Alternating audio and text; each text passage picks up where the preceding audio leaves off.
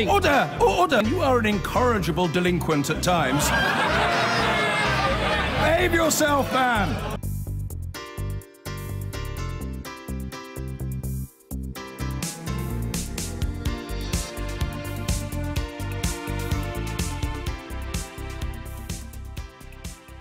In exactly 1 year, the United Kingdom will leave the European Union.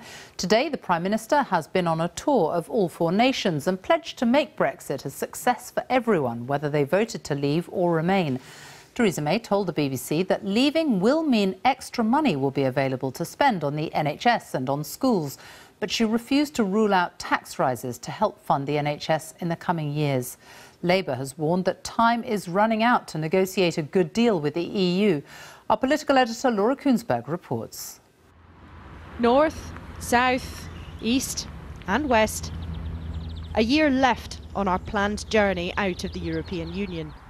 It will change the country, every corner of it. The Prime Minister hasn't exactly wowed everyone with her handling of Brexit so far. So can she turn the page? If you think about the children I've seen here at this school, it's about their future. And we want to ensure that we get the deal that's right for the whole of the United Kingdom, because there's a bright future out there for us. We want to grasp the opportunities that Brexit provides and ensure we strengthen the bonds of this, the most successful union in the world. A group of voters in Coventry told us this week, they felt they'd been made big promises in Brexit about the NHS and about immigration. What do you say to our viewers, some of whom are frustrated that nothing seems to be changing yet? Well, I understand, because I understand why people voted for leaving the European Union. For a lot of people, immigration, taking back control of our borders was part of it, taking back control of our laws, taking back control of our money. This was all part of why people voted to leave the European Union, and we're going to deliver on that. That means people having to be patient. It means a smooth process. But what I can say is we will leave the European Union on the 29th of March 2019. That's in a year's time. There will be a period of implementation as we put in place the changes necessary for our future relationship, for our future economic partnership particularly. But what is important is that gives certainty to business, it gives certainty to people about what the arrangements are going to be. There are so many unresolved arguments though. Will power we get back from Brussels be fairly spread around the UK? In Scotland, there are fears Westminster will grab it and won't let go. And what you said, we're absolutely committed to ensuring there's no hard border. How will the border between Northern and Southern Ireland work after we leave? The answer won't be found in a barn in Bangor. That quandary could yet upset the whole process. And what are the real chances of the EU accepting the Prime Minister's plan for trade, where there'd be different rules for different parts of the economy? Whether that's for this factory in Wales, or in Worcester, or Westminster. Her rivals don't believe she has the answers yet. Today is perhaps the end of part 1. But the decisions that the Prime Minister makes in the next 12 months will have an impact, not just for her, but for all of us for many years to come. You've made a big promise on the NHS. Now, some of your colleagues believe the extra cash could come from the so-called Brexit dividend.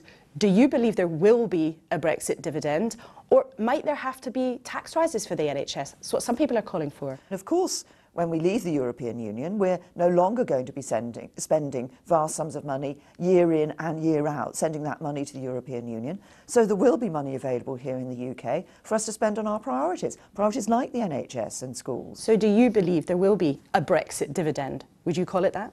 Well, look, there's going to be money that otherwise we would have been sending to the European Union that we're going to be able to spend on the priorities in the UK. So I know you're not ruling out a tax rise potentially. We will, as part of our normal processes, we will look at the funding, but we've got to look at the long-term plan.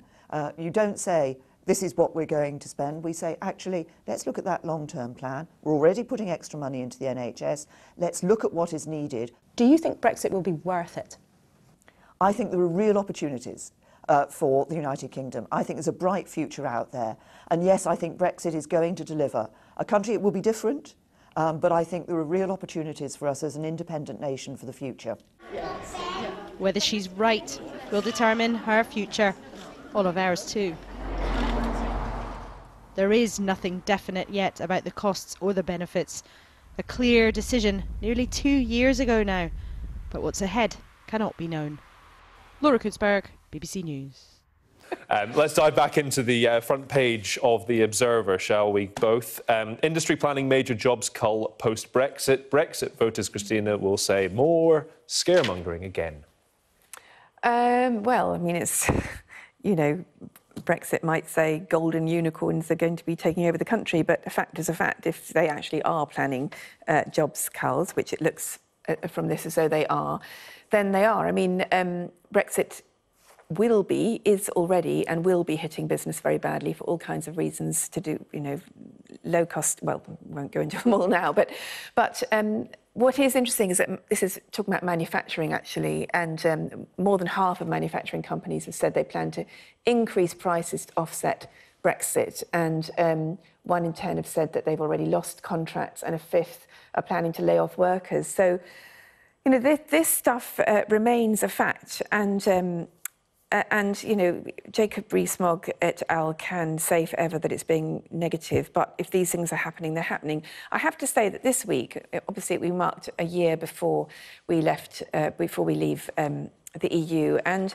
I was very distressed by Theresa May saying there will be more money for the NHS, not that she will be spending more money on the NHS, which we in fact discussed here last week, because of course more money for the NHS is always a good thing. And she didn't actually use the words Brexit dividend, but she did basically say, because we will be paying less into Brussels, we will have more money for the NHS. And that was essentially kind of recreating, manipulating reality to fit with the posters that Boris and others put on the bus. And I felt that was a nadir, because the truth is we will not have extra money, at least in the short term. You know, there will not be a Brexit dividend. All the IFS and all the other major economic bodies have said there will be less money available. So, you know, this is going to hit us economically. Whether or not you think it's a good thing for other reasons, it will hit us, and manufacturing is at the hard end of it. On the flip side, some manufacturers saying that they're trying to find suppliers in Britain to replace lost contracts overseas, known as inshoring. Again, Bobby, some people will say that is bringing manufacturing back home to Britain. Well, I do think it's a really interesting story, because I'm sure there'll be some sectors where Brexit will cause issues.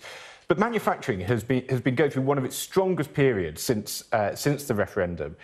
Manufacturing is expanding at its fastest rate since 2008. We've had 7 consecutive months of growth, and it's 3.9% higher than it was in 2016. So manufacturing is booming at the moment. It's doing well, and there are all sorts of reasons for that. I'm not saying it's just the Brexit vote. Obviously, the fact the pound is weak has helped, and the fact that there's growth in the US and in the Far East has also helped.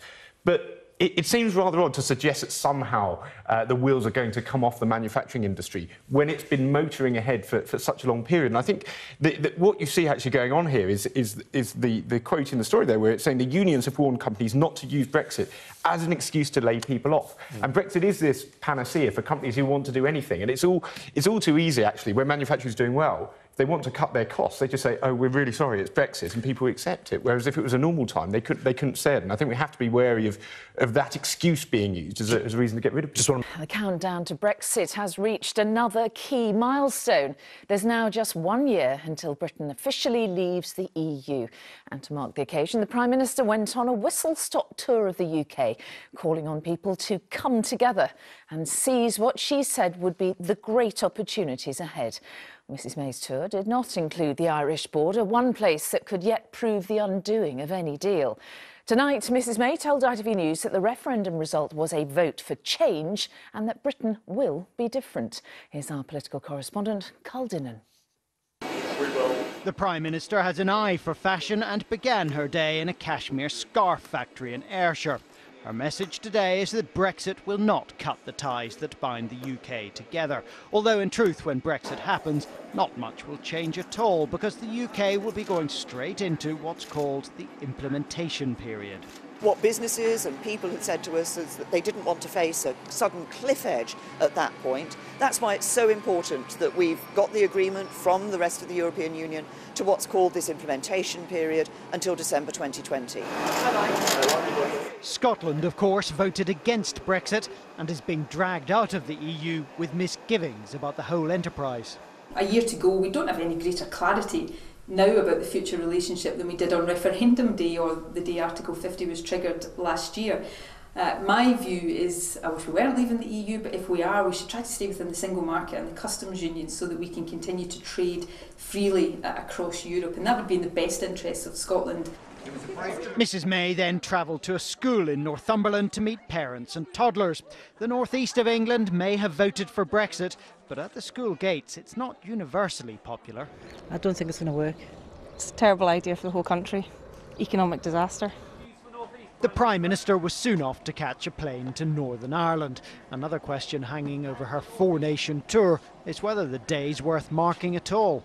A year from today, it's going to be an act of national liberation. We will leave the European treaties that we joined nearly half a century ago, and we will be an independent, self-governing nation. But nothing will actually change, will it? In the centuries to come, people will look back and say it was a very significant date.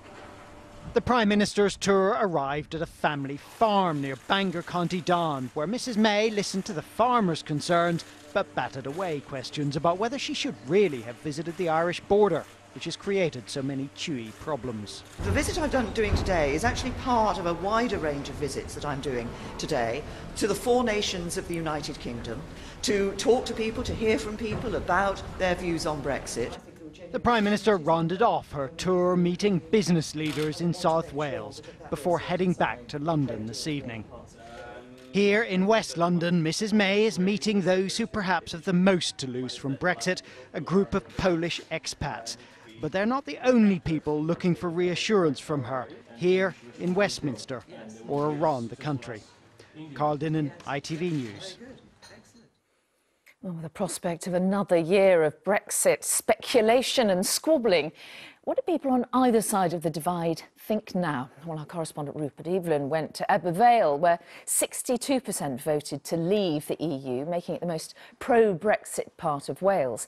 And then he heard the views of people in Bristol, which voted in almost identical proportions, but in favour of Remain. It's probably fair to say that juggling everyday life for these parents is higher up the priority list than worrying about the outcome of Brexit. In this, their South Wales Valley, the EU seems a world away, and yet there's barely a person or place that hasn't felt its impact. Hundreds of millions pumped into regeneration didn't prevent 62% voting for Brexit. So how do those who will live longest outside of the EU think we are doing? I think just get out now.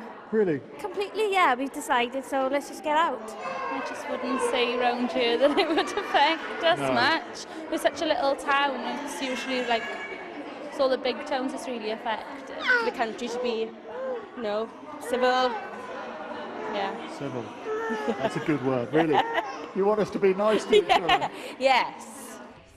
At Clams Cakes in Ebbw Vale, business is sweet, but as they send off their goods around the country, the one ingredient they are missing is certainty. Well, I think all of us are managing the best that we can. And we really do need to have a good deal for everyone, and this is why I keep saying all parties should pull together so that we all do get the best deal for the UK. The Severn Estuary divides two nations. It also flows between two sides of the Brexit debate. Where the valleys were out, Bristol was firmly Remain. Global trade is the business for this design and marketing agency. They are outward looking, but still wondering what the future holds. I think the uncertainty is really difficult, and I think it's actually from the point of view of our employees, many of whom come from different countries around the world. It's also incredibly difficult for them, and it needs to get sorted out. It's a sentiment echoed by those professionals here like Ines, a Portuguese national. Even if we do need to fill out long forms to make sure we can stay, and we need to be told that so we can go ahead and do whatever needs doing. Lunchtime in central Bristol, and there's an acceptance that Brexit is staying on the menu, whether or not it's to everyone's taste. Do I have faith in the current politicians? I'm not sure I'd have faith in many politicians sorting this out. It's such a mess. There's so many issues. I think maybe the UK's dreaming a little bit about how much it can get out of this. You just want to make sure, your job's secure. In our conversations, few claim to have the perfect solution, but one theme reoccurred. Many people simply want to know for certain which way the country is heading. Rupert Evelyn, ITV News, Bristol. The Prime Minister's UK tour saw her visit Wales today, where she's due to spend her Easter break.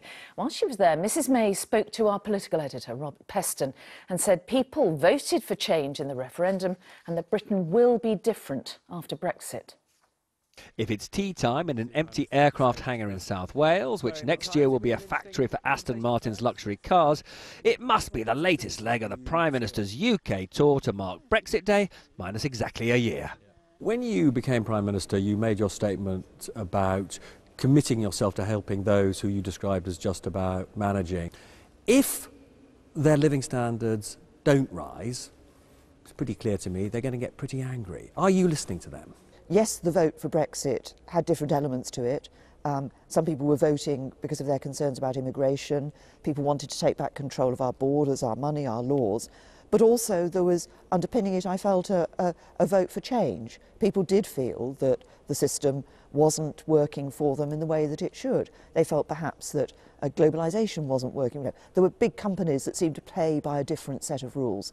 That's why, across what we're doing, is not only delivering on Brexit, but also taking action here in the UK. When I go around the country and I talk to people about what they voted for when they voted to leave, many of them say it was that additional money for the NHS. Well, first of all, when we leave the European Union, we won't be still paying vast sums to the EU year in and year out, so there will be money available for us to spend on our priorities like the NHS and schools.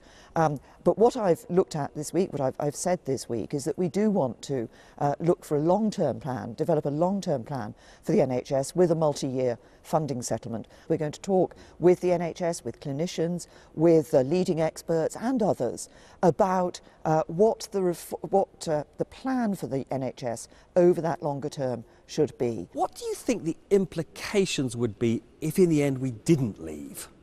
Well, I don't think there's any question about us not leaving, but with a year to go, we're working hard on those negotiations about that future economic partnership, a comprehensive partnership ensuring that it's delivering for all of the UK. Do you ever get up in the morning and think, oh my goodness, not another blooming Brexit day? What I'm determined to do is to deliver on Brexit for the British people, which means, yes, I do spend time on Brexit, but that doesn't mean I'm not spending time. It's not sort of getting you down in any way, just the sheer complexity and magnitude of all of this. No, because there's a goal at the end of this, which is a brighter future for the UK. Thank you very much, Prime Minister. Robert Peston, ITV News, Barry, South Wales. With a year to go until Brexit happens, Theresa May has spent the day on tour of all 4 nations of the UK. She said she was listening to people's hopes for the country after we leave the EU. Former Prime Minister Tony Blair said he hoped that day would never come and the people should have another vote on the final deal before it happens. Our political editor Gary Gibbon has this report. We've made a lot of progress, but there's still more to do. The government's Brexit Facebook page marked the occasion with a video. Theresa May marked the date with a whistle-stop tour of the country, popping in on a Scottish textile company, a Newcastle parent-toddler group, and then onto a farm 50 miles north of Northern Ireland's border. Shouldn't you have gone to a border farm?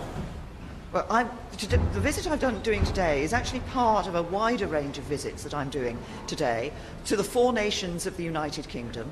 Next stop, the Aston Martin factory in South Wales. How do you bring the two sides, who appear to be more entrenched than ever, together across the country on this? Well, the sense I get from a lot of people is actually that people are coming together. Her Foreign Secretary in a newspaper interview went even further. Our journey out of the EU is almost over.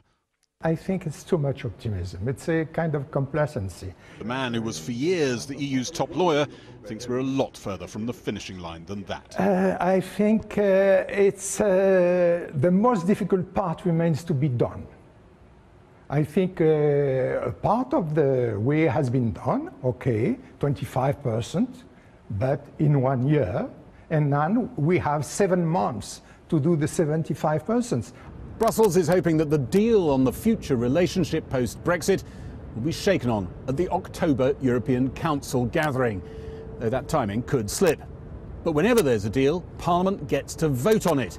And there's a growing concern amongst businesses that the government might have a vested interest in trying to keep that deal pretty vague and woolly. So potential rebels who might vote it down have less incentive to do so.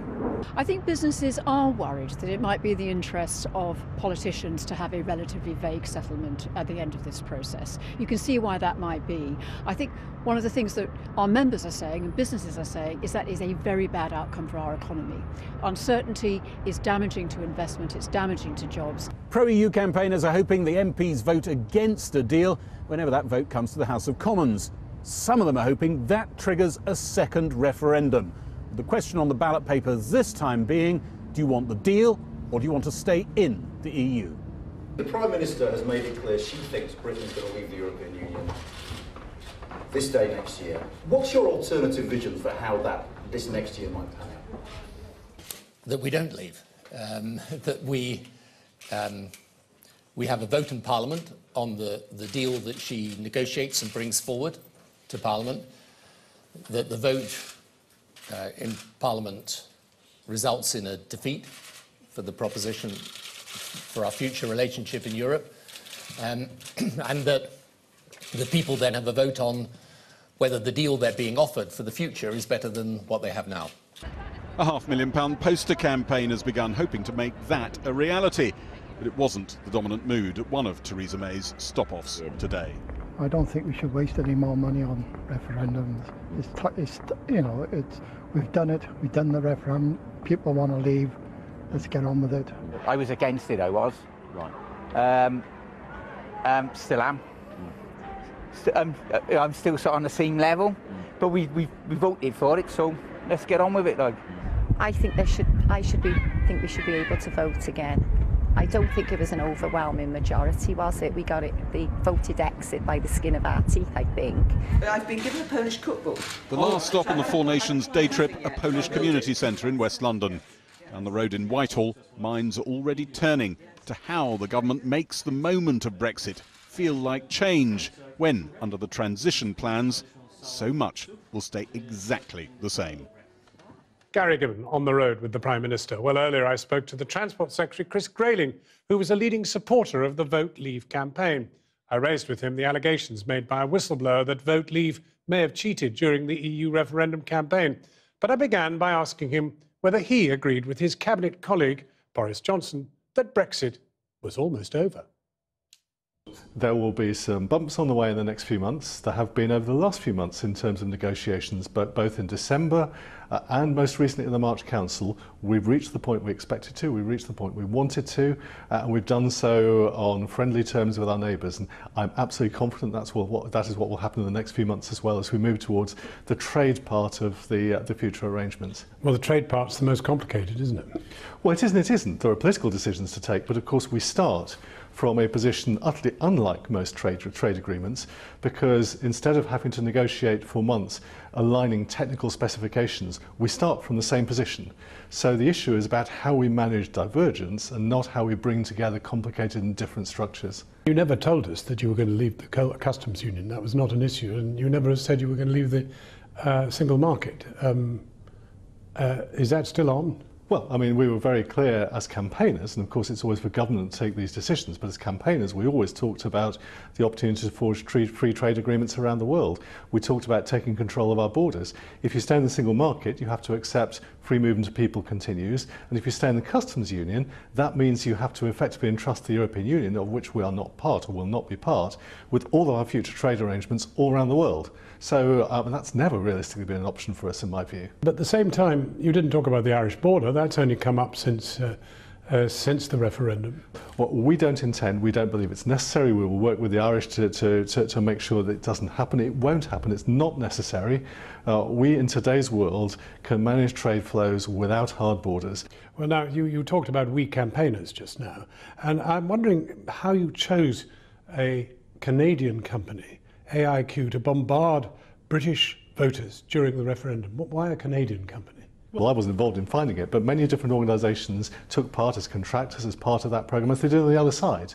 There were a lot of targeted campaigning, a lot of smart campaigning, but ultimately the thing that made the difference, I think, was those of us who went around the country, who argued on the doorsteps, who argued in the high streets, those who argued on television, those who argued in social media, to make the case. Because what matters is not whether you have a company doing this or a company doing that, it's actually about the strength of the message. And I think the message was strong, and that's what I think won the British people to believe that by voting leave, they would secure a better future for the country. Well, as a Cabinet Minister, are you urging AIQ to open the books to the Electoral Commission as they are requesting?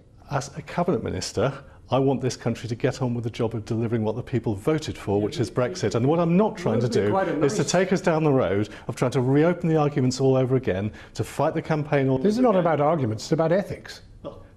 It's about the law. And the law is the responsibility. Did vote leave comply with the law? We don't know. The Electoral Commission are checking. The Electoral Commission has already investigated vote leave and said it's fine. Chris Grayling, thank you very much for talking to us. Well, earlier I caught up with former Prime Minister Tony Blair, who supports calls for a second referendum on the Brexit deal. He said that he doesn't think the Labour Party would vote for the kind of Brexit deal the Tory government will end up with. I began by asking what he was going to do about those standing in his way, Tory backbenchers, public opinion, and the front bench of his own party, Labour.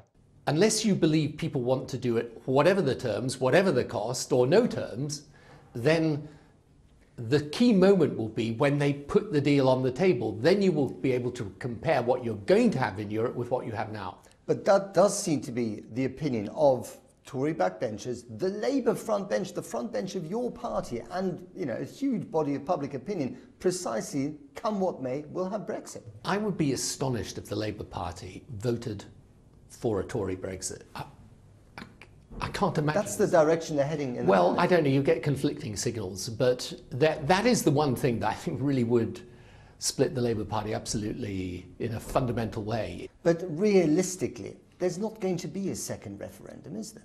Well, it depends. It depends what happens. If the government puts a deal to Parliament and MPs think, you know what, this actually isn't that good a deal for Britain, either because we end up becoming rule takers without being rule makers, or alternatively, we're then disrupting where we do over half our trade as a nation, then I think it's possible you get the thing blocked in Parliament. And if it's blocked in Parliament, the single simplest answer to that is to say, look, the people made the original decision. Now we have the actual alternative. The people should carry on having the right to make the decision, and the people should have a vote on it. Do you think there's a problem in someone like you, Tony Blair, former Prime Minister, not beloved in the Labour Party at the moment, making this point? Because many people see you as the embodiment of the metropolitan elite against which they voted. Yeah, but 16 million people voted to remain. Okay, 17 million voted to leave, but the 16 million can't all be described as part of the metropolitan elite. The truth is there are people from the elite on both sides. But are you part of the problem here in making this argument? I think this is an issue which is so important that precisely because I've been Prime Minister for 10 years, I can see how much damage this is going to do. Specifically, if the Cambridge Analytica whistleblowers are right and campaign finance law was broken, a crime was committed by the Vote Leave campaign, what does that do to the referendum result? I think people voted leave for genuine reasons. One of the things that I'm saying, for example, today we're publishing a whole paper on immigration and how you would control it sensibly. I think you've got to respond to people's anxieties. I think if you try and say, look, you were all hoodwinked into voting, it's not. The most sensible thing today is to make the case as to why we have the right to take a final position on Brexit once we see the alternative to European Union membership. Okay, let's talk about something else. Anti-Semitism in the Labour Party. When you read in the newspapers that your party, the party you led for years, has to prove to the public that it isn't anti-Semitic, what goes through your mind? Shock and revulsion at anti-Semitism, because it is a in the ranks of the horrible, Labour ugly Party. thing. Yeah, look, it's not something that I could have even contemplated. Is the party doing enough to clean its own house? It hasn't up to now. I think up to now. It hasn't up to now. No, I think up to now it has. I think there are a lot of people around Jeremy Corbyn, I'm afraid, who think that this has all really just got up. that it's just part of a campaign against him as a leader. They're wrong. They are wrong, yes. I mean, look, when this first began a couple of years ago, I was actually quite sceptical until I started speaking to Labour MPs and Labour activists and people in the Jewish community who explained to me what was actually happening and is happening.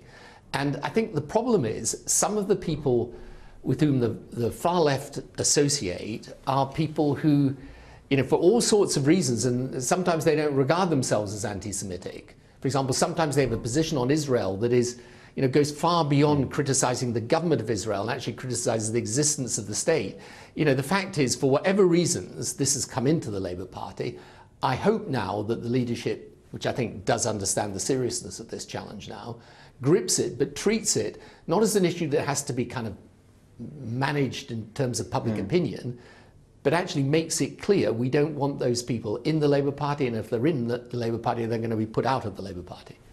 Are you still a member of the Labour Party? Yeah, of course. I've been a member for over 40 years. But why?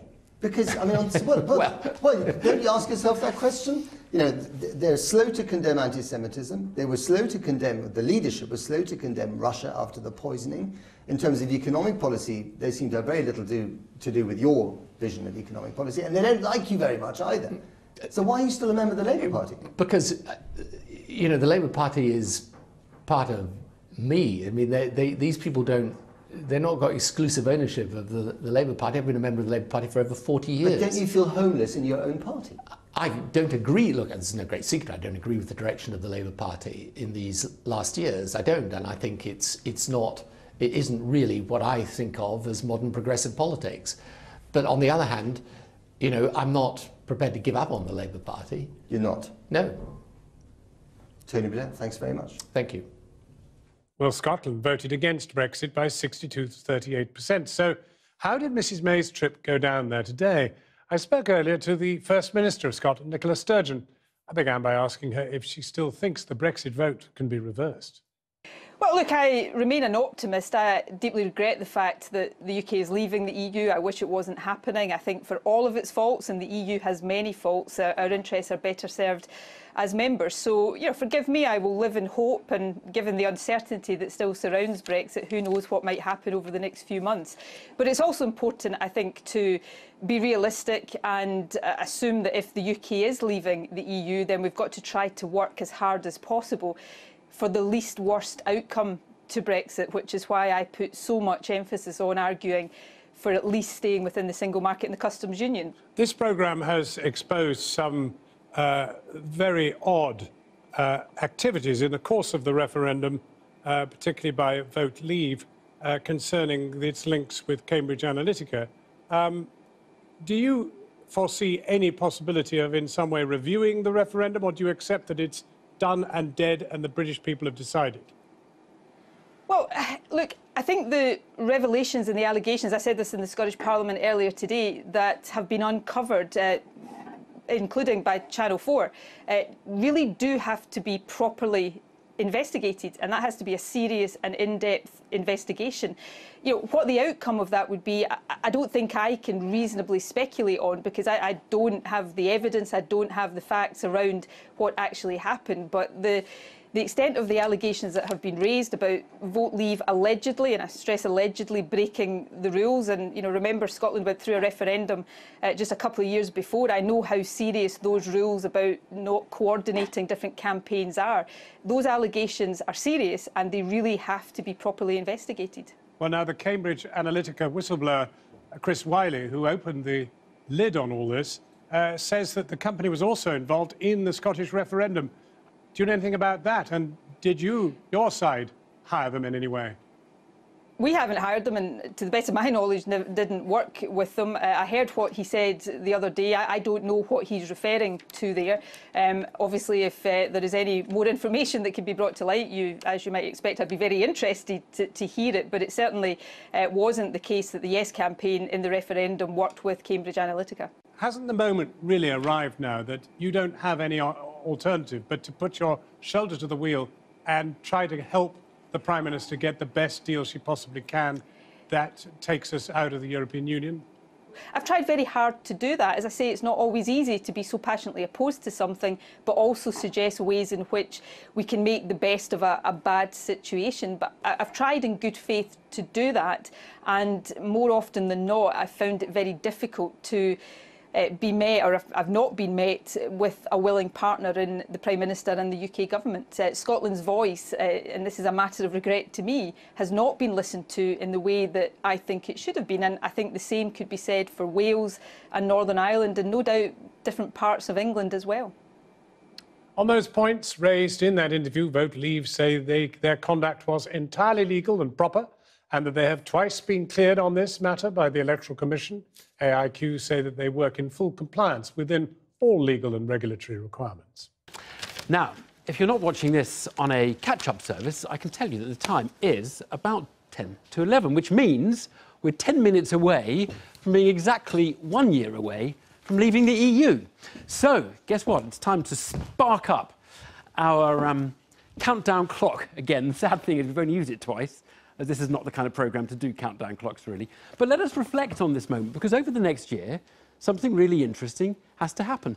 Every outcome is remarkable in some way or other.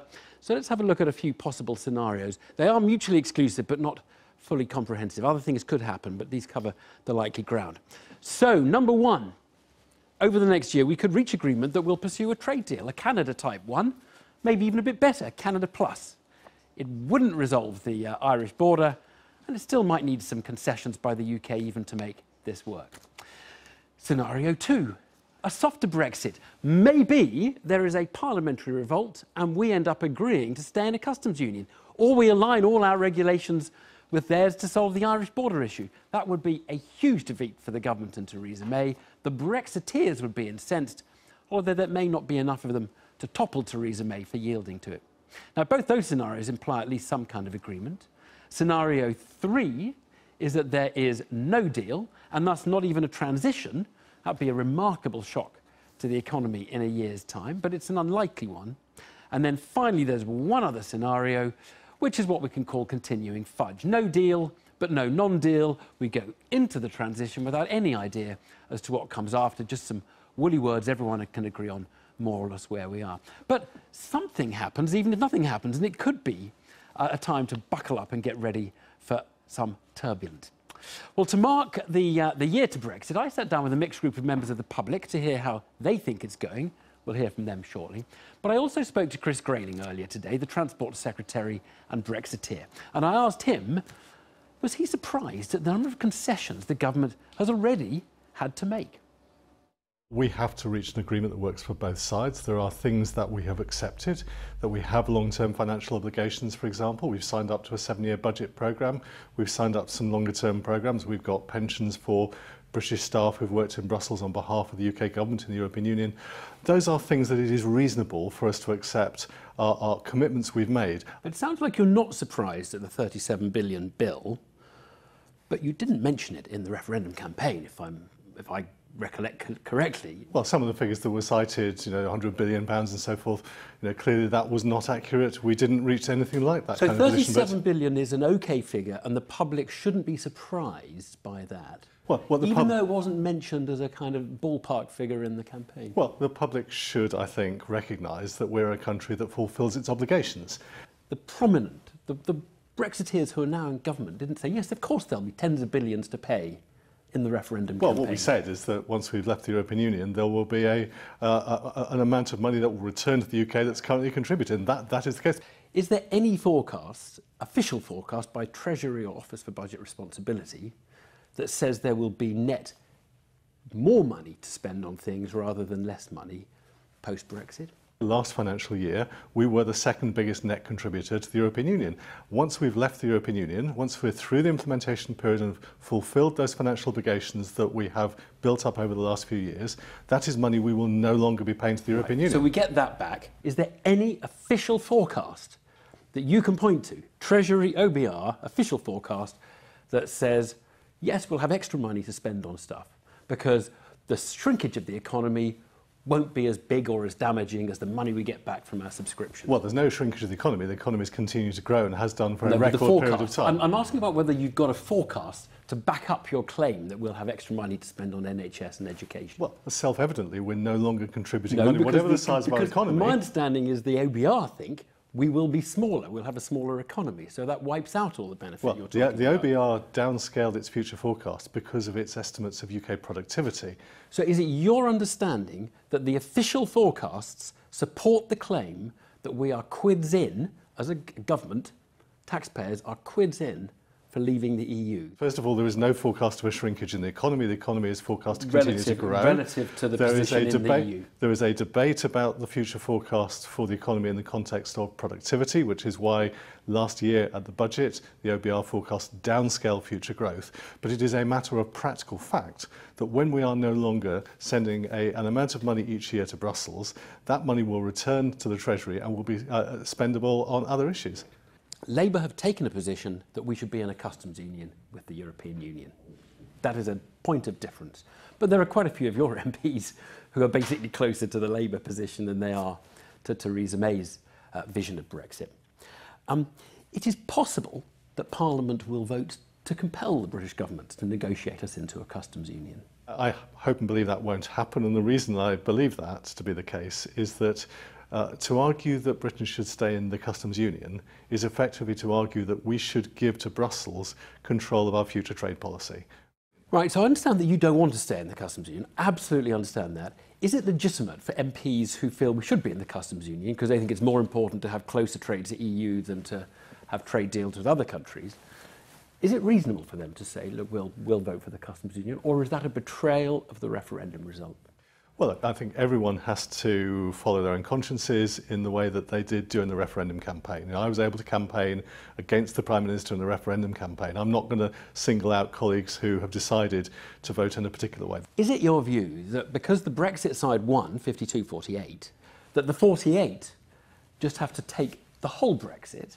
Or is it your view that the 48 have some say and some right, if you like, to have their say in what kind of Brexit it is? I think that Theresa May's recent speech in the City of London at the Mansion House about her goals for the negotiations in the coming months actually reflected the fact that we do need to make sure that in a nation that voted narrowly to leave, that we don't seek to walk away from Europe, we don't seek to ignore them, that we actually work hard to build a deep relationship with them, to work together, to help protect their security, to trade together, to carry on collaborating in some international bodies. We've said, for example, that there are a number of European bodies where we're happy to remain part of them, to pay our contribution to them. Now, that, to my mind, is reflecting the fact that people voted to leave, but people didn't vote for us to erect barricades at Dover and suddenly become a little Britain nation. Chris Grayling, thanks very much indeed. Thanks. Well, everybody's keen to get at what the public think about Brexit, but that is a rather nebulous thing. Big surveys tend to harvest the more superficial views that can be put in simple questions. Smaller focus groups give more chance for nuance, but being smaller can be less representative of the population at large. With that caveat, I did sit down with a small group this week in Nottingham, Leavers, Remainers, Young, Old, Left and Right, selected by market research group Claret Research for us, to embody opinion across the country. Now, it was a chance to have a relatively structured conversation and to see areas of agreement and disagreement in Nottingham. So, we are here because it is a year to go, exactly a year to go, till Britain Brexits, till we leave the EU. And we just want to know where public opinion is. Let me ask you all this. This is going to be a show of hands, okay? I want you to think about how you voted. How many of you have changed your mind since referendum day about how you voted? 3 of you changed your mind. Kind of. I can definitely see, for me, it's more about not dwelling on the past. We've left and now we are going to leave, as Prime Minister Theresa May said. So there's no point of thinking of the negatives. You might as well think of the positives that are going to come from us leaving the EU.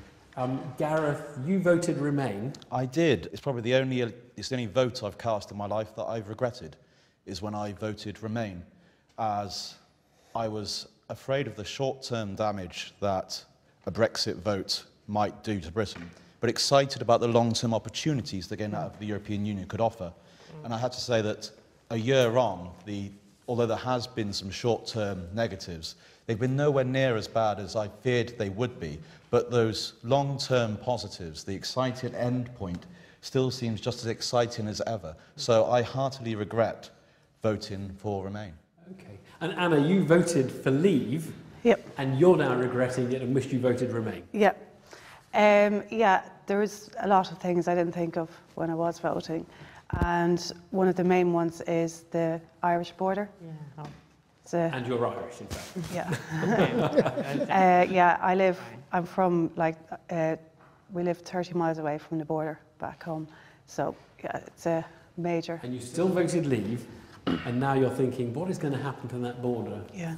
I think part of the problem, I mean, I can't blame you for that, because none of this was transparent when the vote was cast. It wasn't made clear enough exactly what we were voting for. Yeah, you're right. And that's the problem. It's the terms of this whole deal have just changed so dramatically over the last 18 months that the lack of transparency at the beginning has changed a lot of people's opinion as time has gone on. I don't actually think this has ended up playing out much differently than I had anticipated it to do when we went into the vote. Like, as you say, there wasn't really much information, so I found it strange that so many people voted to leave when we weren't really sure what was going to happen when we left. I think that's the other reason why I voted to remain, because I wasn't sure, and I said I can't take any risk, to say what will happen, because there was nothing more definite to say we're leaving, this was going to happen, so I couldn't take that risk.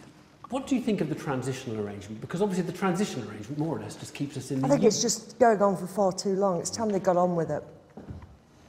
Anybody agree with that? Chris, you're nodding. Yeah, and some of the things which have been agreed during this transition period, I voted for Brexit, and I'm not happy about at all.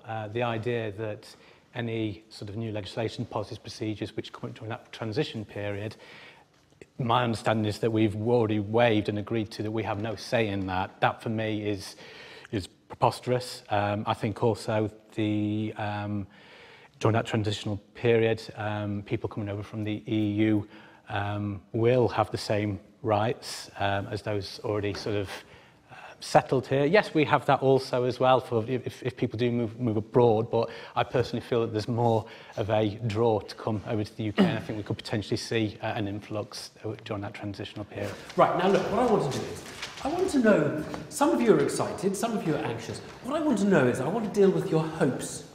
What are particularly those of you who voted or support Brexit, what is it that you hope will change? Martin. Britain ruled by British, not by Brussels. Yeah. That's right. Absolutely. Ian, you wanted to come in here. Yeah, whilst I agree that I want to be ruled by one parliament, whether that parliament was European or whether it was British, I want one set of rules. No man can serve two masters is a very old saying. But equally, I do think we sometimes lose sight of the fact that those rules that were imposed by Europe, we actually voted on, or our government representatives voted on. Gareth. One thing I hope to see when we leave the European Union is not so much a law change, but a diplomatic realignment. I think we've been too close to European countries which don't share our respect for common law and for democracy. And I hope that we're going to be closer to some of the Commonwealth countries that do share a deep historical and cultural bond with Britain. How important to those who voted Leave is immigration? Any of you who voted Leave, Catherine? Absolutely. Immigration important to you? It's extremely important. This country is overcrowded, there's too many here, it's costing too much money, and they need to clear them back. If you don't want to work, time to clear off. I voted for Brexit because I would like to see the net migration come down, which will ultimately, in my eyes, have an impact on our public services and bring the demand down. No. Okay, Tatenda. Most of the NHS is propped up by foreign nurses, foreign doctors who actually contribute to that. We are now but they're working here. I'm not talking about those. They are now struggling in that they are leaving. It's the same for the industrial sector. We are going to actually struggle without these people. Immigration does benefit this country. I think the Brexit vote was very emotive and very fueled off that, but we could already control who comes into this country. You know, like myself, I work in the care sector, doing home-based care, and actually I've done my HR master's in HR, and I can see the diversity there. That most of the people who are working there, they are foreigners. Exactly. Look us looking after the people here who are in Britain. I'm a foreigner, of course.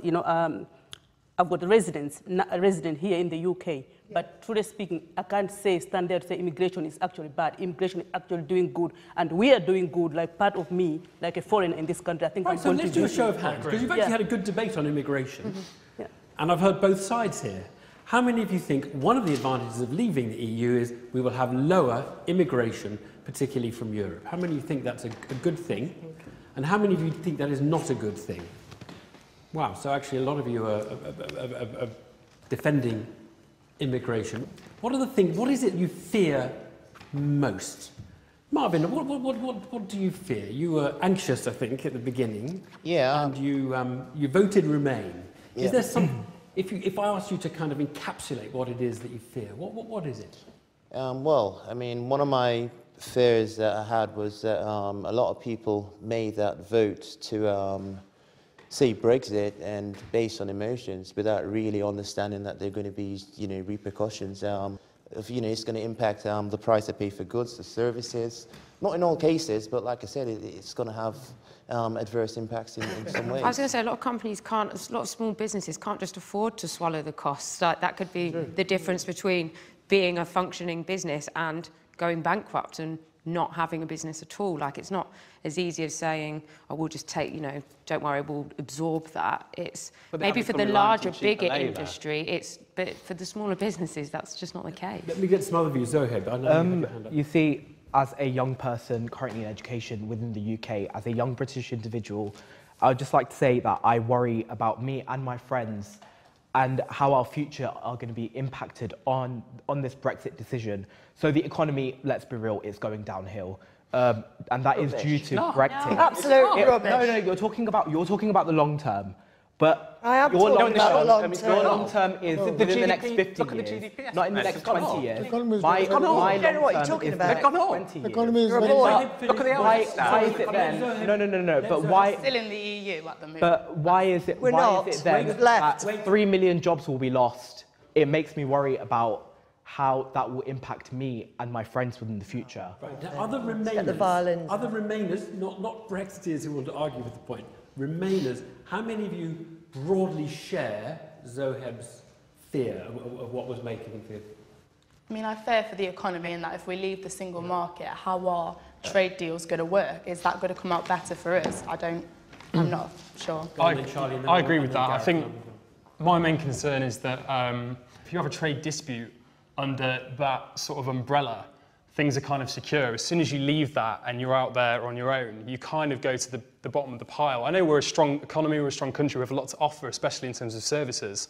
However, you're kind of out there, as I said earlier, in uncharted territory, and we're going to be relying on the World Trade Organization. But surely that's why we are looking to negotiate trade agreements. Don't get me wrong, I'm not saying it's a bad thing, it's saying something that I'm concerned about and something that I don't know what's going to happen.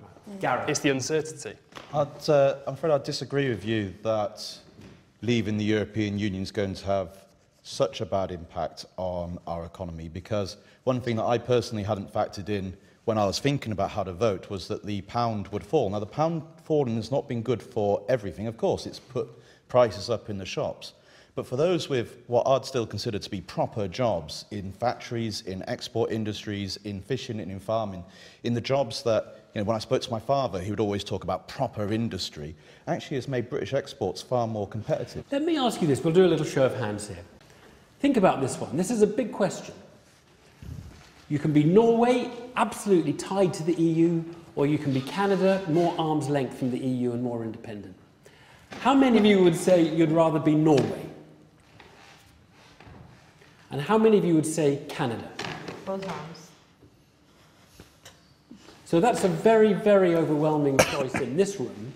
You would rather have more independence, but even at the cost of trade with Europe. It will be temporary, yes, but not long term. You don't think there will be much of a cost? I mean, as a country, we voted to leave, didn't we? So whilst it's not my personal choice. I wanted to remain, but if we're going to do it, we've decided we do it, then we have to do it properly, don't we? And if we've been sold that it should be a hard Brexit and that's what people voted for, then that's what it needs to be. And Becky, now suppose that the car industry say, if you do that, we're going to lose our supply contract, the supply chain. That means that the parts for the Mini that come in here, they won't be able to be made here because there'll be a border and there'll be customs. What does that not scare you from that position you've just taken? I think that it's, you know, worrying again, the uncertainty, and we don't know what people are going to say, but at the end of the day, I think there will be other people we can trade with. There should be, if that's the sort of line that trade takes with us, then unfortunately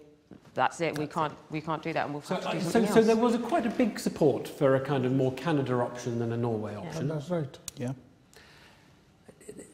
One or two of the Brexiteers among you, if we went for a Norway option by some, would you feel that was a betrayal of the vote? Yes, I feel very let down.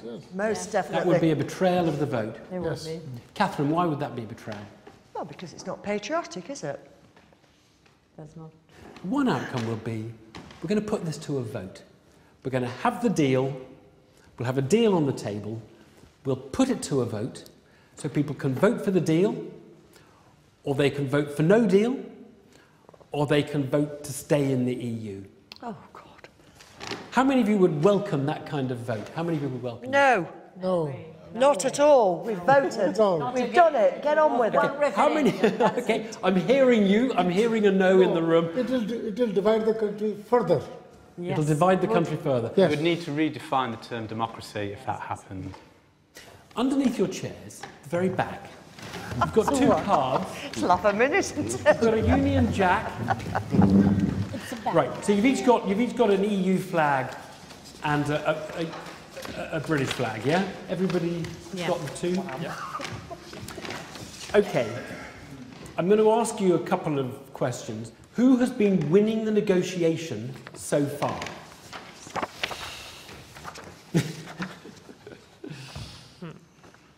Okay, I think the EU is winning the negotiation so far. We've got a few people saying the Brits have been winning it, but most of you are saying.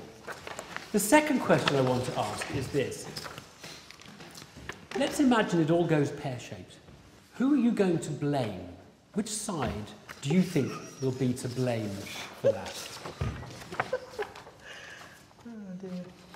Okay, so most of you would be blaming the British. Most of you would be, more of you would be blaming the British than the Europeans. Why did you say that, Charity? They didn't ask us to leave. We made our own decision, so we have to take the blame. We can't blame anybody else. So. Yeah, we can't blame them for the fact that we're leaving. Yeah, but we can blame by the way they dealt with the negotiations. Yeah. And that's why because we're cowering to the EU at the moment in these negotiations. You think we're cowering to the EU? Absolutely. We've already given away too much. Yeah. How many people agree with Chris's idea that we've been cowering too much to the EU? Yep. But that's quite a few of you. I think we've been cowering to the EU. Well, look, we've had a very long, instructive chat. We've had a good argument. I think you should give yourselves a little clap, actually. Thank you so much. Thank you. Thank you for your time. Voices from Nottingham there was actually part of a much, much longer chat.